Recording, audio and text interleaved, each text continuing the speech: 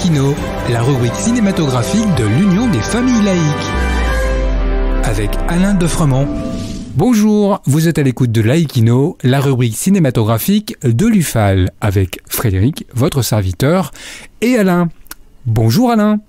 Bonjour Frédéric, bonjour tout le monde. Après ta colère sur la Palme d'Or de Cannes, du film Sans filtre, tu nous fais voyager dans la décennie passée pour nous remémorer les films palmés sur la croisette.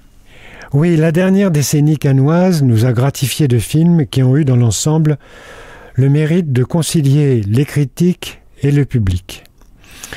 Le jury récompensa des films très divers, explorant le chômage avec Moi, Daniel Blake du Britannique Ken Loach en 2016, le milieu carcéral avec Deep Anne du Français Jacques Audiard en 2015, la vieillesse avec Amour de Michael Haneke en 2012, l'homosexualité avec La vie d'Adèle d'Abdelatif Kechiche en 2015. Tous des films de qualité. Tu dois certainement avoir des préférés.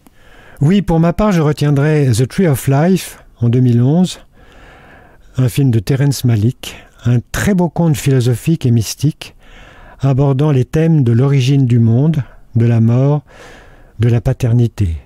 Visuellement, c'est une merveille. Je retiens aussi Winter Sleep du Turc Nuri Bilge Ceylan en 2014. J'ai eu l'occasion de vous en parler dans une chronique précédente. Et enfin, Une affaire de famille de mon cinéaste préféré, Hirokazu Koreeda en 2018, où l'on assiste à l'adoption par une famille très démunie d'une fillette maltraitée. Mais encore une fois, l'enfance dans les films de Koreeda, encore une fois une réflexion délicate sur les liens du sang et les liens de l'amour.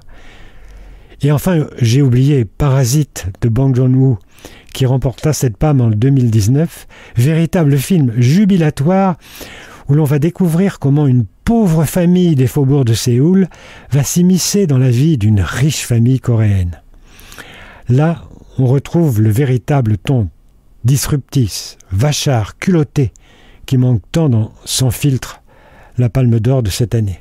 En 2020, pas de festival de Cannes, pour cause de Covid-19. Eh oui.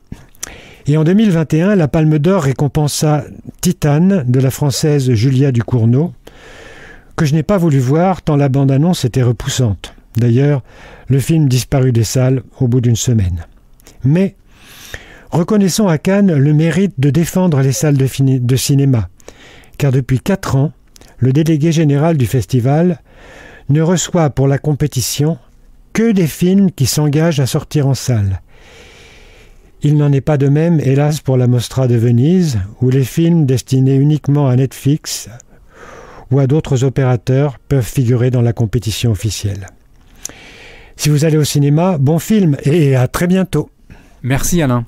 En attendant de nous retrouver, n'oubliez pas notre émission en balado-diffusion sur laicidad.ufal.org ainsi que sur notre site ufal.org.